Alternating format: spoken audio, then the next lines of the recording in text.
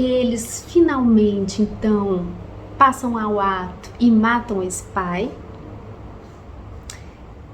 E quando a gente espera que então vai ser uma festa e uma fruição dessa liberdade, né, de que os membros desse grupo possam finalmente usufruir de tudo aquilo que eles eram privados, né?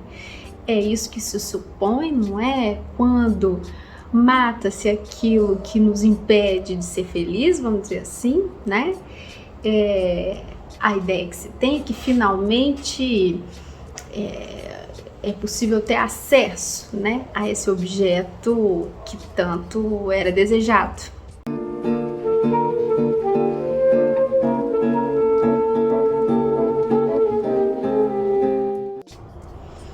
Olá pessoal, estamos aqui em outra janela para falar um pouco sobre o texto Totem e Tabu, alguns pontos de concordância entre a vida mental dos selvagens e dos neuróticos.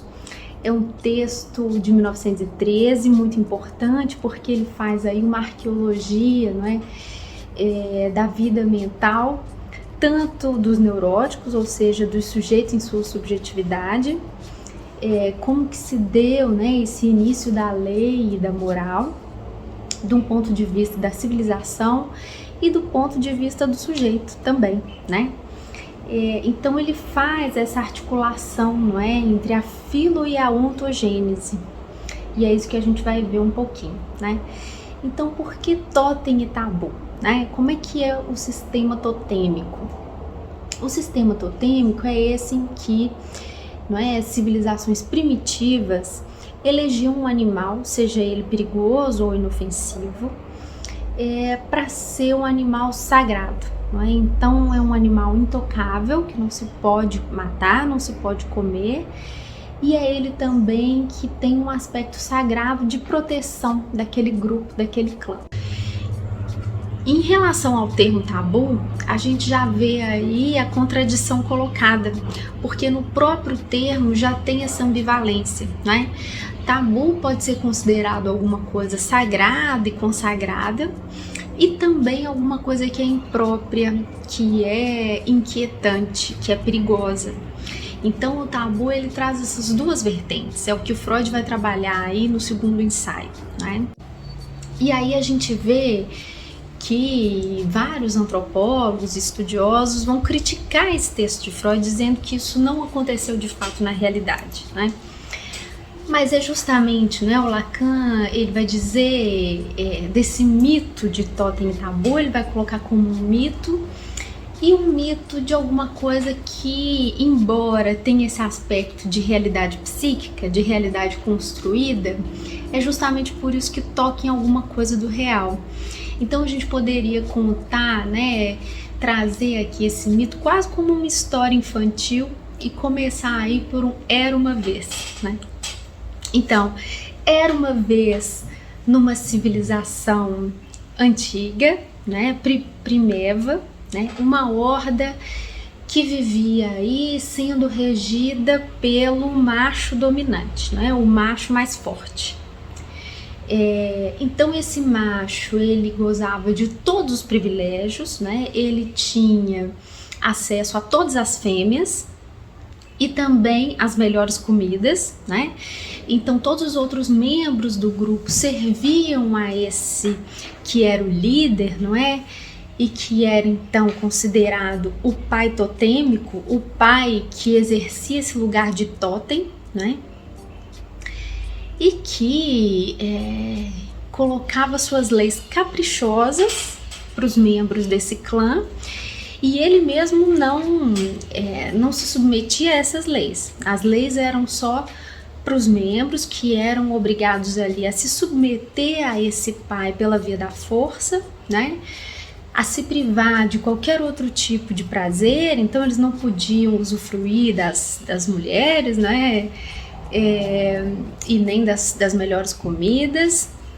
Tudo isso era voltado somente para esse pai totêmico. Num segundo momento, então, esses membros do clã começam a se revoltar com esse excesso de poder desse pai, né? Que detinha todos os privilégios e que os deixava completamente ali numa escassez de privilégios, né? Eles começam a se revoltar e organizam uma espécie de complô, né? Então, eles decidem e passam ao ato de que matar esse pai seria a solução, né? Eles constatam que eles são numerosos, embora esse pai seja o macho mais forte, eles são numerosos e eles podem se juntar para fazer esse ato do parricídio, né? De matar o pai. E a ideia é que então eles pudessem usufruir das fêmeas e das comidas e compartilhar isso de forma igualitária, vamos dizer assim, né? O momento mais interessante, contudo, é esse terceiro momento, não é? Em que eles finalmente, então, passam ao ato e matam esse pai. E quando a gente espera que então vai ser uma festa e uma fruição dessa liberdade, né, de que os membros desse grupo possam finalmente usufruir de tudo aquilo que eles eram privados, né?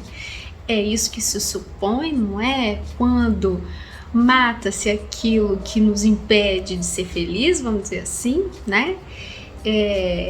A ideia que se tem é que finalmente é possível ter acesso, né, a esse objeto que tanto era desejado.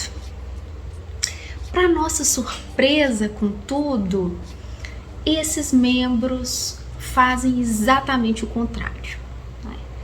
Uma vez que esse pai é morto, aparece então a dimensão da culpa e a dimensão de uma certa dívida com esse pai, que era odiado, mas era também amado, né? Os membros desse grupo constatam que eles não queriam de fato uma comunidade compartilhada. O que eles queriam era ocupar o lugar desse pai.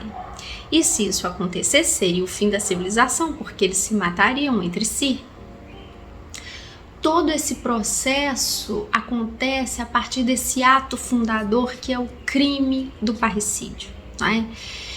Ou seja, aparece aí um crime como fundador da neurose, né? E também da civilização. É nesse ponto que isso se encontra, né?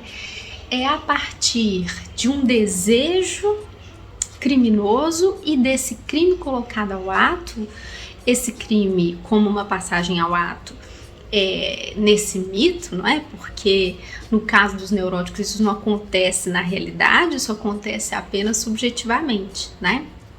De todo modo, é a partir daí que esse pai começa a ter realmente grandes poderes, né? Então, o pai que antes era esse pai totêmico, vivo, que colocava a lei pela via da força, uma vez que ele é morto, esses membros do grupo fazem essa espécie de totem, né? Então, um totem seria uma figura, pode ser aí talhada na madeira, por exemplo, que representa esse pai, né?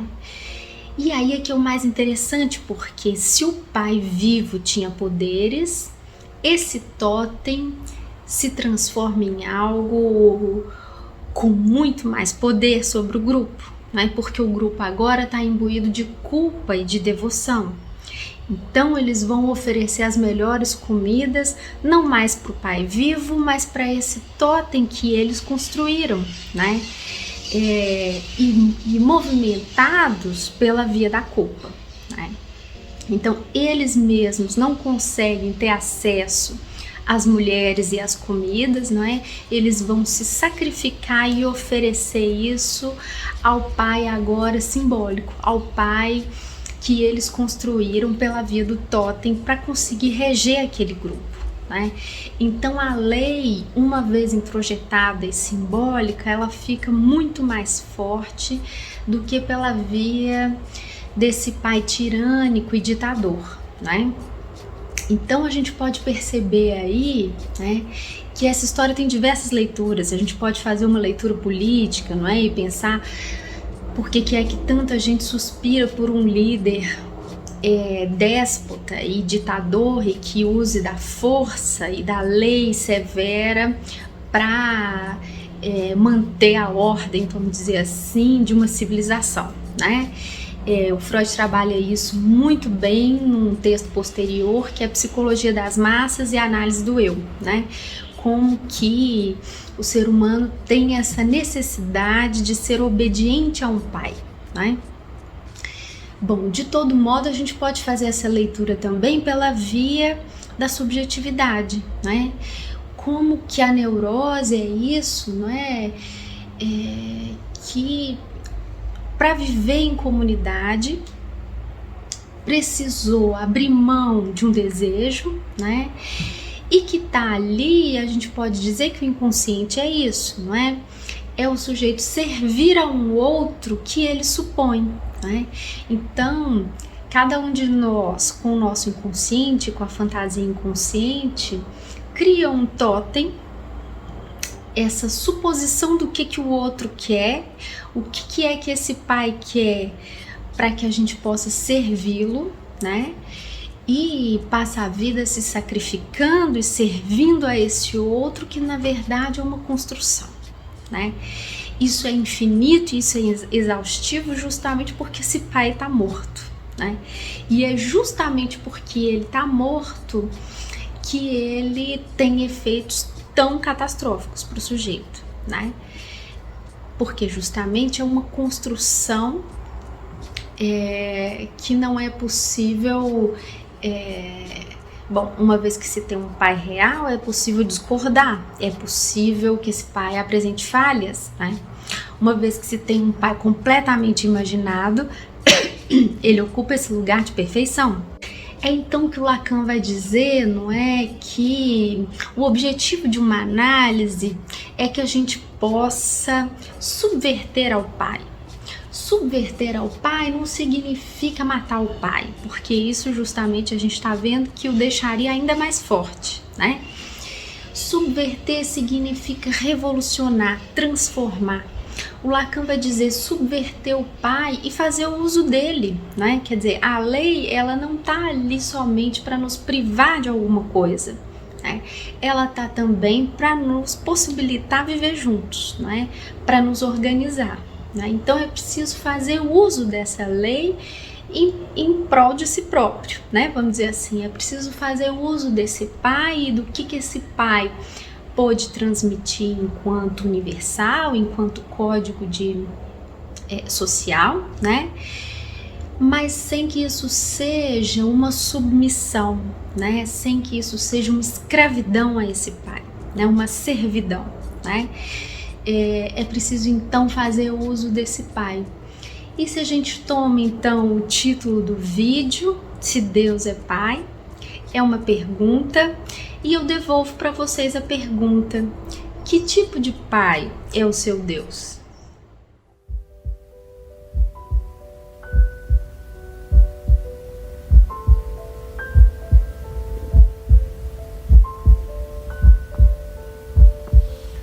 Deus efêmero, um Deus com sexo, um Deus com gênero e que envelhece, um Deus com fim, um Deus assim, merece prece.